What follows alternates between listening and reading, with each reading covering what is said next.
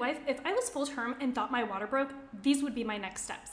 First, I wouldn't panic. I would take a deep breath and wonder, is that really my water? Because let's be honest, the end of pregnancy, it can be really wet. Between the never-ending discharge, the leaking urine, copious amounts of sweat, and mucus coming out of every orifice, it seems like the body is making vaginal snot for fun. So before I made my next move, I'd want to be reasonably sure it was my amniotic fluid. First up, the bathroom. Let's investigate the color. Urine tends to be yellow unless I've been chugging water all day, then it may be a little more clear. Amniotic fluid tends to be clear. If the baby has had a bowel movement, I may notice that it's greenish or brownish in color, and I might even notice some flecks of vernix that's protecting the baby's skin in this fluid. I'm still not quite sure, so I'm going to throw on a pad or a panty liner to monitor further. Fun fact, the body continues to make amniotic fluid, so it would keep coming until the baby's born. The biggest indicator that my water actually did break is that it just keeps coming. The next question I'd be asking is, does it smell? Pee smells like, well, pee. Amniotic fluid tends to smell like nothing or even slightly sweet.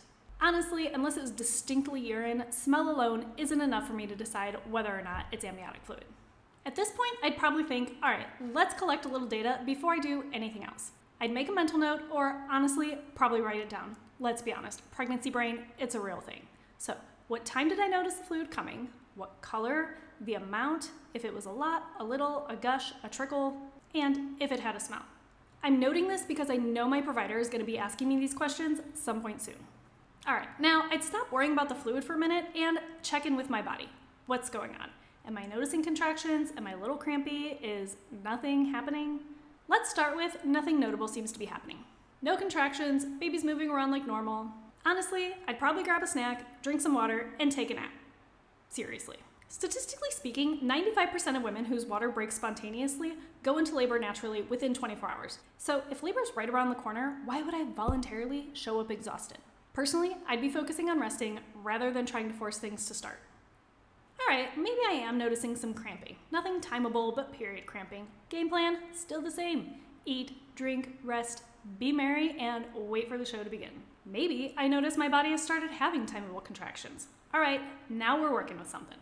I'd probably time a few contractions, but not obsessively, just to get a baseline of what's going on. While I'm timing them, I'm for sure still eating my snacks. Once I had that information, then I'd probably get in touch with my provider. Now, regardless of whether or not I was having contractions, there's one thing I'm definitely keeping in mind this entire time, and that's reducing the risk of infection. So, how am I doing that? First, nothing goes in. No tampons, no fingers, no natural induction methods, aka no sex. I'd probably avoid the bathtub and pools, but showers, totally fine. So, when would I let my provider know in any of these scenarios? Before we get to that, look, if you find this type of content helpful, let me know by hitting subscribe or like. And if you've got any questions, let me know in the comments below because I'm always looking to answer what's on your mind. So, when would I reach out? Honestly, I'd wait till I was pretty positive it was my amniotic fluid. Come on, there's no reason to ring the alarms when I just peed myself again. Now, of course, if there was anything concerning going on, I would always reach out to my provider. If the baby's movements seemed to change, if there was any kind of foul odor, if I was just feeling off, or I felt something kind of weird going on down there, I'd let my provider know for sure. So once I felt pretty sure, I would let them know. I wouldn't spend hours wondering what I should do, I would just give them a call. Teamwork makes the dream work, baby. Let's make a plan. Honestly, one of the hardest parts about after the water breaks is waiting for labor to start. Because every little cramp becomes, this is it. Every twinge becomes, is this it? And every trip to the bathroom becomes, I think something's happening. Instead, I'd keep living my life. I'd eat, I'd drink, I'd watch a movie, and I'd probably take another nap. If I thought my water broke right now, I certainly wouldn't be running out the door thinking the baby was coming within the next hour. Unless that was my history.